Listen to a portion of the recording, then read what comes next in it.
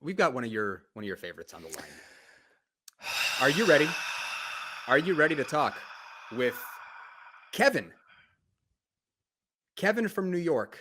Before I say yes, I want to have a message out. Now, I'm not going to do the preacher voice. I want to have a message out to the folks in chat, the folks who comment, the folks who have not a lot of love for Kevin from New York. There's a path. I don't know where we're leading here, okay? A lot of people tune out when they hear Kevin from New York. We don't have to take him for a long time, but if he's given us something interesting to grab onto with our little teeths, let's see where it takes us, okay? That's true. And before anybody says anything about the little teeths, Johnny still has his baby teeth, and we're not going to shame him for that. It's just part of who he is. Anyway, I don't Kevin, have adult teeth. You know, like, Kevin. Hey, you guys. What's going on? Kevin, before you say a word to me, I think I'm going to call you out on this. You were going to give me and Katie Montgomery homework. You didn't. Before you say anything else, why? Oh, I'm really, really busy. You know, I tune in, listen, the past 2 weeks and everything, but yeah, I was just really busy. I'm sorry. Okay, so here's the thing, Kevin. When I host next time, unless you message us at tv@atheist-community.org, okay, with homework assignments, I won't take your call. That's just me when I'm hosting as lead host, okay? Because I want to believe that you're real. I want to believe that you're not a Poe. I want to believe that you're not just a prankster. And you can prove it to me, if whatever it's worth, by actually trying to have a deeper conversation. When you didn't send me or Katie, who I'm in communication with, homework to do, it sent me the message that you aren't serious about this, that you're just calling to hear your voice and to stir up some mischief, which is fine, but I don't want to entertain it. So, but I'm not the lead host. Kenneth is. Kenneth's a good guy. He's the good cop today. So, what do you got? Well, I'll tell you. Okay, so the call screening thing says you want to talk about a grimoire, a textbook of spells to prove a supernatural existence. Is that where we're at, Kevin? Yeah. Well, yeah. I think it was the perfect topic to bring up since it's Halloween. Okay. Fair enough. Okay. I mean, well, is there? I got it. Let me really quickly. And I know we've been talking all over you, and I semi apologize. So, will this call get past a book says a thing? Well, yeah. Okay. Yeah, absolutely. Okay. If the listener is willing to realize the implications behind it and the people I'm about to name, because the people I'm about to name have a certain prestige with them in the realm of the occult. Even though I'm a Christian, I want to. There are probably top rank crystallologists who do crystal healing. I don't give a hoot. Let's see where you're going to go with this, and I'm sure Kenneth and I will steer you off of your meanderings very quickly. Go ahead. What do you got? Go ahead, man. This particular grimoire that I was going to name to you guys has at least 3 different authors, which was surprising to me. But the grimoire is titled "The 72 Demons of the Ars Goetia." Cool. Okay? And one of these authors being of a well-known name, Aleister Crowley. Who, Mr. Crowley, what goes on in your head?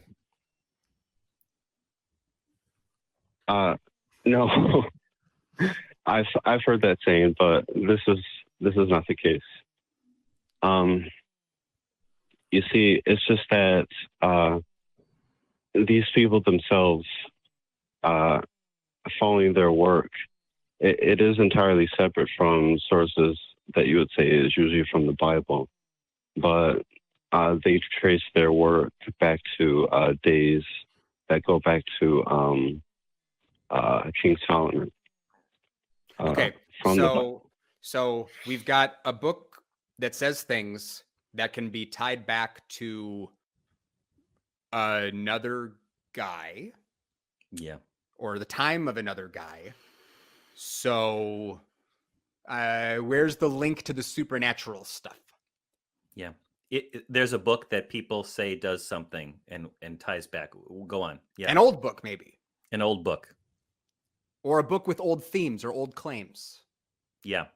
So is it true? Is the book true? That's the question. We don't think so, Kenneth. And I don't think you do either. But what evidence you got? Come on. Well, And you're laughing too, Kenneth. With you for a second. Oh, we've bared with you for many seconds. Because what do you got? Now, listen. This is not a I'm not trying to off-rail this, but have you ever seen the popular culture TV series known as the Squid Games? What the fuck does this have to do with this grimoire? Kevin's got like a bingo card, and he's trying to put as many silly things in it as possible. Come on, man. Squid Game doesn't have anything to do with anything right now. Yeah.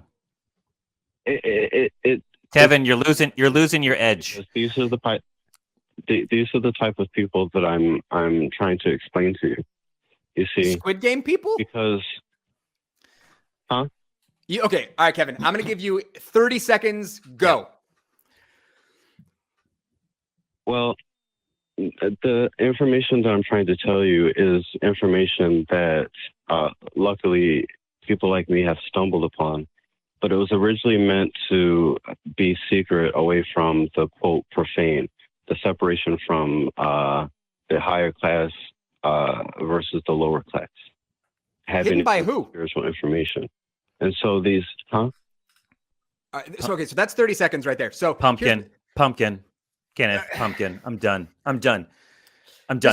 Kevin, this is a thing where I have found myself wondering if you call into the show take up time so that other people don't get a chance to call in and talk. No, that's not true. Well, I didn't say it's true. I say I wonder about it. It would make, again, I'm dealing with this thing of like, what's the most charitable way to think about you? I could go, you're very confused, or maybe you're trolling, or what I don't know what the nicest way to approach this is now, man. So if you're not going to put some sort of evidence on the table about the supernatural, if you're going to talk about Squid Game and, old books and Solomon, then it's a waste of time and we're going to drop the call. The only way that somebody came to realize this was real for one's own self is because this is performed through ritual. You know what I mean? But in the act of ritual, it has to be done in a very, very, very specific way. And, Kenneth. So not evidence. Okay. All right, Kevin. Have a good one. But I don't think I'm going to take your calls anymore when I'm hosting. No. Because it's listen, if nobody's seen Johnny, and I actually when Johnny and I were hanging out here in Chicago recently, IRL, we talked about this. I told Johnny I loved that he had taken the time to go through and watch all of Kevin's calls and basically created like a Kevin index and confronted Kevin about all of these claims that he's done. If you haven't seen it, go back and watch it because it's great. I'm going to find it. I'm going to tweet it. But the issue is we can't keep wasting time on ridiculous bullshit with no evidence. Because there are sincere believers who will call in and offer what they think of as evidence for their claims, and those people deserve a shot.